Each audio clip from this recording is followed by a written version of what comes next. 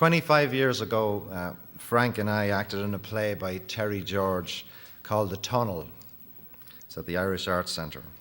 We were political prisoners in Belfast planning our escape. Frank played one of the long-term prisoners who had an affliction that didn't bode well when you're trying to escape through a tunnel. He couldn't control his farts.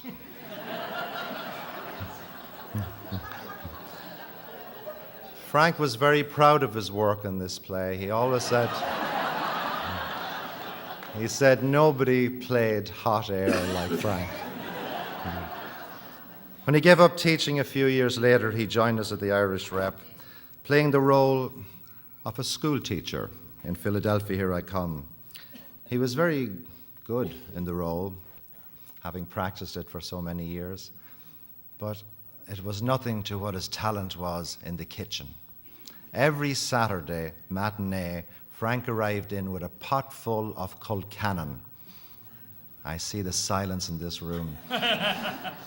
Smashed potatoes with a very particular recipe that Frank would not divulge to any of us. So one of these days, perhaps Malachi or maybe Ellen might find it in a drawer somewhere and we'd like to have it. One of my favorite Frank moments is walking down the street in New York one time, and it spoke about the way Frank looked at life. There was a homeless guy walking along or lying on the street, and he says, "Hey, buddy, can I get $5 so I can go buy a bottle of wine?" Frank looked at him and said, "How can I be sure that you're not going to go and buy a bowl of soup with that?"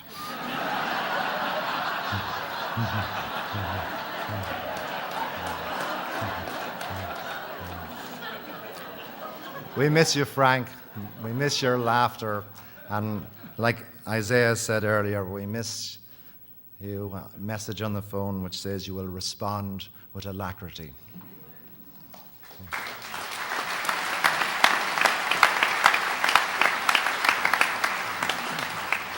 One of the greatest sources of humor for Frank were the English and England.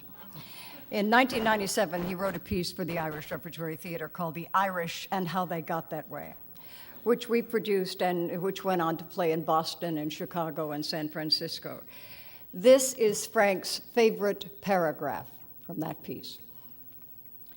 "In order to understand the Irish, you have to know the English, and to understand the English, you have to know their cooking. Their cuisine, if you will forgive the expression. Fish and chips, fair enough. Bubble and squeak, toad in the hole. How about faggots in gravy?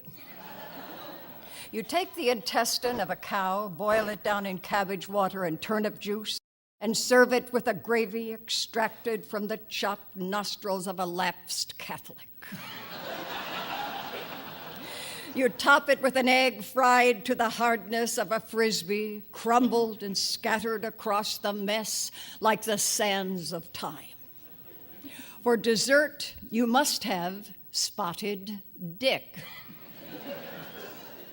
A lump of warmed suet dotted with raisins. The English, he often said, conquered the world to escape their own cooking." Thank you.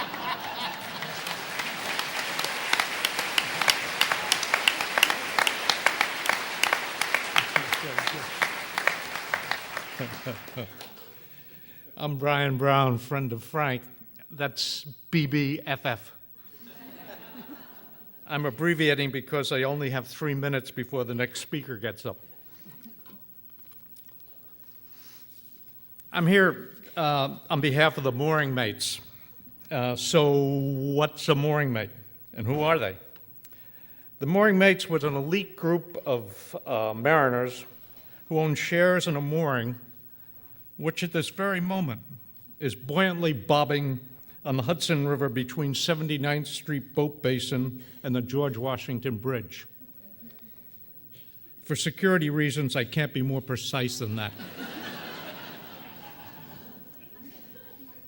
Frank McCourt is a charter member of the Mates and a shareholder in that mooring, along with myself, Malachi McCourt, Isaiah Sheffer, Gene Secunda, and Melissa Banks. As mooring mates, each of us took on nautical names. I was Barnacles, Melissa is Bubbles, Malachi is Anchors, Gene became Ishmael, Frank was Starbuck. He later rejected that as too Melville-ish and took the name Hudson. Isaiah called himself Fletcher, as in Fletcher Christian. Frank pointed out to Isaiah that he was Jewish and said he couldn't envision Fletcher Jew on the Bounty.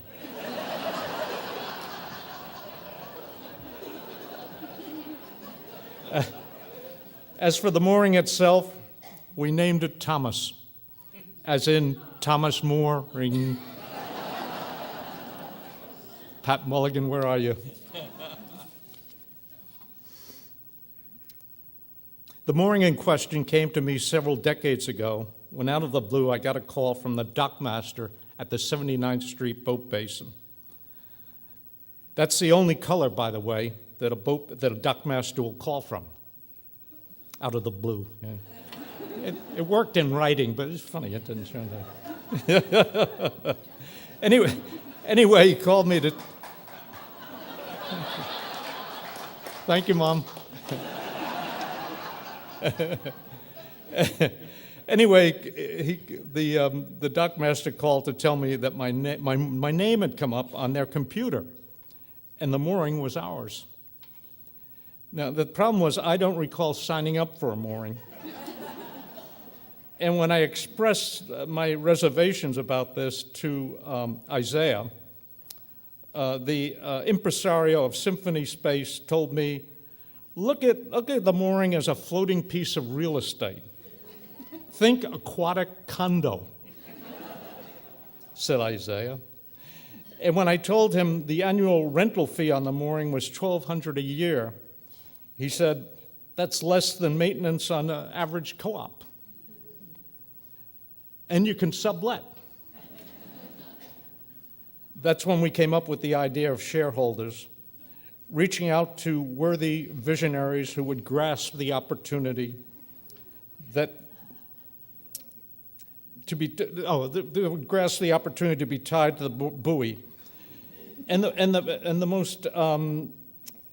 the one that understood that concept better than anyone else was Frank, who said he was perfectly content to be tied up to a metaphor. And he was until the metaphor started costing him money.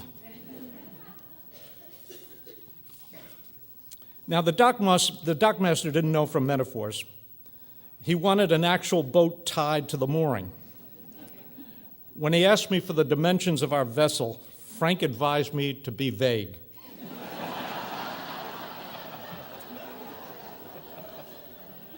Being quarter German, I couldn't help myself, and I said it was 60 feet and 6 inches and was being handcrafted by Swedish boat builders in Gothenburg, ready for delivery sometime in the distant future. Each season we would pay our dues, and each season I would request the outermost mooring, which afforded us the opportunity to view our buoy from the rotunda of O'Neill's restaurant on 79th Street Marina. As the harbor filled up with boats and buoys, I would assure the mates that Thomas was out there, pointing in the direction of the George Washington Bridge, and also here in our hearts. Perhaps the message of the mooring is to remain eternally buoyant, even as our first mate crosses to the other side. Fare thee well, Francis. We wish you fair winds, favorable currents, and a safe harbor.